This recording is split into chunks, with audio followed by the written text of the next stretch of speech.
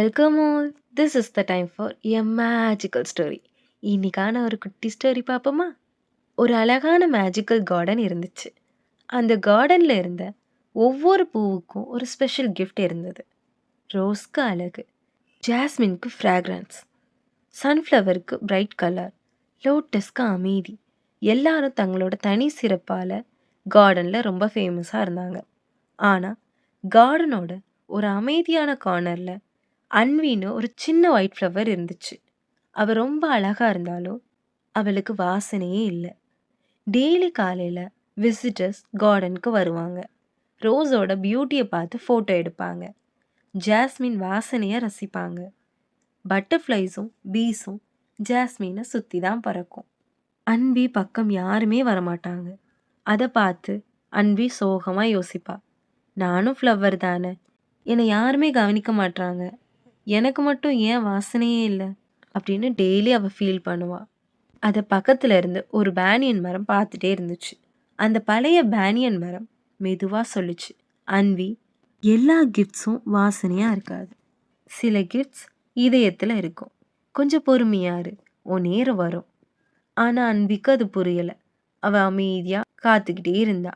ஒரு நாள் திடீர்னு பலமான புயல் ஆரம்பிச்சுது. மழை கொட்டுது, காற்று பலமாக வீசுது. ரோஸ் பெட்டல்ஸ் எல்லாம் கீழே விழுந்துடுச்சு. சன்ஃப்ளவர் சாஞ்சிடுச்சு. பட்டர்ஃப்ளைஸ் பயந்து அங்கே இங்கே பறக்க ஆரம்பிச்சாங்க. அப்போ ஒரு சின்ன பட்டர்ஃப்ளை காற்றில் அடிபட்டு அன்வி பக்கத்தில் விழுந்துடுச்சு.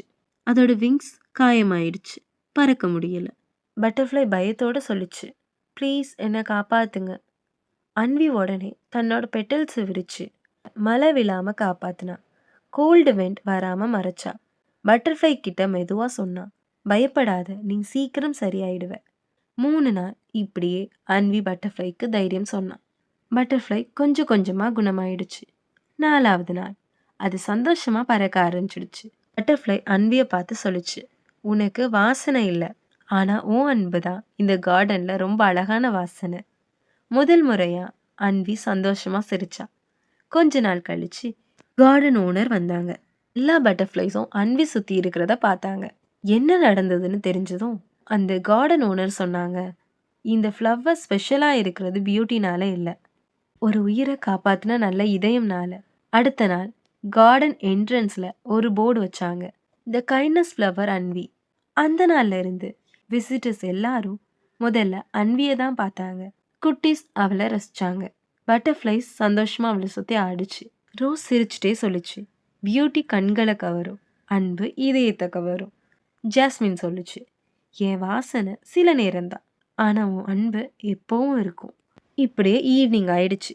கோல்டன் சன்லைட் அன்வி மேலே விழுந்துச்சு.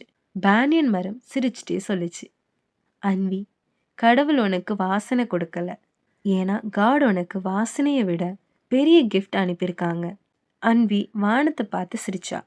அவளுக்கு இப்போ புரிஞ்சிடுச்சு, டிஃப்ரெண்டாக இருக்கிறது ஒரு குறை இல்லை, அதுதான் அவளோட தனி சிறப்புன்னு. உன்கிட்ட இல்லாததை பார்த்து வருத்தப்படாத. ஒவ்வொருத்தருக்கும் காட் ஒரு தனி சிறப்பை கொடுத்துருக்காங்க. பியூட்டியும் டேலண்ட்டும் மாறலாம், ஆனால் அன்பு மட்டும் எப்போவும் மனசில் இருக்கும். இந்த மாதிரி இன்னும் நிறைய ஸ்டோரிஸ் பார்க்கணும்னா மறக்காமல் நம்ம சேனலை லைக், ஷேர் அண்ட் சப்ஸ்கிரைப் பண்ணிடுங்க. பாய்.